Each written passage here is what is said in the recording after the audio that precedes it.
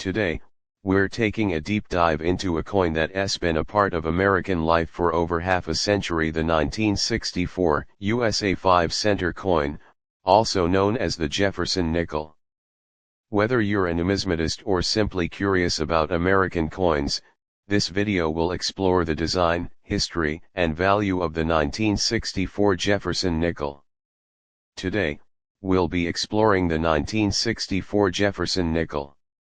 This coin is not just a piece of currency but also a reflection of American history and culture during a pivotal time in the 20th century. In this video, we will cover, the 1964 Jefferson nickel has been a staple of American coinage, continuing the design introduced in 1938. Obverse, the obverse side features a left-facing portrait of Thomas Jefferson, the third President of the United States and principal author of the Declaration of Independence. This design was created by artist Felix Schlag, who won a design competition for the coin in 1938. Above Jefferson's portrait, the word Liberty is inscribed, followed by the year 1964. The phrase "In God We Trust" appears on the left side of Jefferson's profile. The design is clean and dignified, reflecting Jefferson's importance in American history. Reverse, the reverse side of the coin features an image of Monticello, Jefferson's famous Virginia home, also designed by Felix Schlag. The detail in the depiction of Monticello is impressive, with the architecture of the building clearly visible. The reverse also includes the inscriptions E pluribus unum at the top, Monticello in the center, 5 cents below Monticello, and United States of America at the bottom. This design has become iconic, symbolizing not only Jefferson's legacy but also American architecture and history.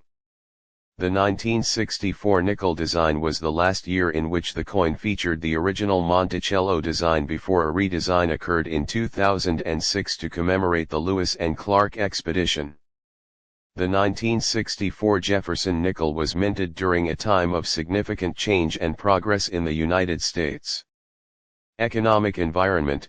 The early 1960s saw the United States in a period of post-war economic growth, often referred to as the Golden Age of capitalism.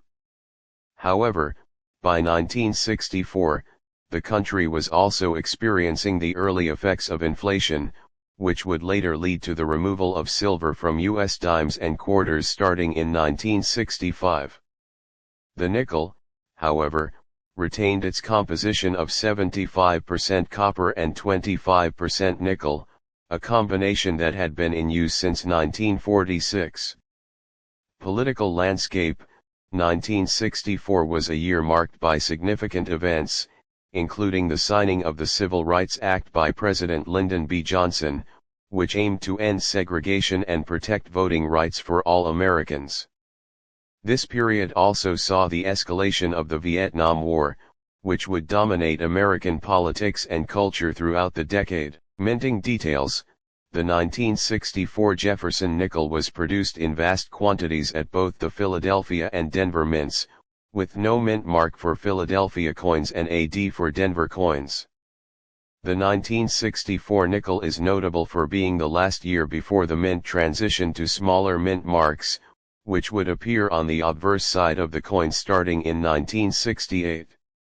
Due to a decision by the U.S. Mint to address a coin shortage, the 1964 nickel continued to be produced well into 1965, leading to an unusually high number of these coins in circulation. As a result, this coin is among the most common of all Jefferson nickels. The 1964 Jefferson nickel is one of the most widely circulated nickels in U.S. history, making it quite common in pocket change even today. Condition. Because of the large mintage, most 1964 nickels found today are in circulated condition, showing signs of wear such as loss of detail and luster. However, uncirculated or mint condition coins are much more desirable among collectors. Coins with a strong strike, full steps on the Monticello, which refers to the number of visible steps on the building's front, and original mint luster are considered particularly valuable. Minting errors and variations. Despite the high production numbers, some 1964 nickels feature minting errors, which can increase their value. Errors might include doubled dies, repunched mint marks, or off-center strikes. Collectors often seek out these errors for their rarity and uniqueness. Special mint set SMS coins. Although there were no official proof sets produced for circulation in 1964, special mint sets SMS were made in 1965 to 1967 that included 1964 dated coins. These coins often have a higher quality strike and finish compared to regular circulation coins and can be more valuable, especially in high grades. Given its commonality, the 1964 Jefferson nickel typically holds a value close to its face value in circulated condition. However, there are some exceptions. Circulated coins. A typical 1964 nickel found in circulation is worth around 5 to 10 cents, depending on its condition. While this isn't a substantial increase over its face value, the coin's age and history make it an interesting piece for collectors and enthusiasts. Uncirculated coins. For coins in uncirculated or mint condition, the value can be higher. An uncirculated 1964 Jefferson nickel might be worth anywhere from 50 cents to a few dollars, depending on its grade. Coins with full steps on the Monticello are especially sought after, as they indicate a higher quality strike. High-grade coins. Coins graded MS65 or higher by a professional grading service can fetch higher prices, often ranging from 5 to 15 or more. Coins with full steps and a strong strike can command even higher prices, sometimes reaching into the hundreds of dollars. Minting errors. As mentioned earlier, minting errors can also significantly increase a coin's value. Depending on the type and severity of the error, a 1964 Jefferson nickel with an error can be worth anywhere from $10 to several $100s.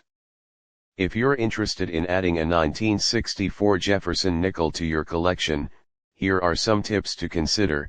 Check for full steps. Look closely at the reverse of the coin, specifically at the steps on Monticello. Coins with clearly visible steps are more valuable and sought after by collectors. Examine for errors. Take the time to examine your 1964 nickels for any potential minting errors. Even minor errors can add value to your coin. Store properly. To maintain the condition of your coin, store it in a protective holder or album. This will help prevent damage from handling and environmental factors. Consider grading. If you have a high quality or error coin, consider having it professionally graded. A graded coin can be worth significantly more and is easier to sell or trade with other collectors. The 1964 Jefferson nickel may be common, but its history and design make it a fascinating piece of American numismatics. Whether you're a seasoned collector or just getting started, this coin is a great addition to any collection, offering both historical significance and a link to the enduring legacy of Thomas Jefferson. Thank you for joining us in this exploration of the 1964 Jefferson nickel. If you enjoyed this video, please give it a thumbs up, share it with your fellow coin enthusiasts, and subscribe to our channel for more coin-related content. Until next time, happy collecting!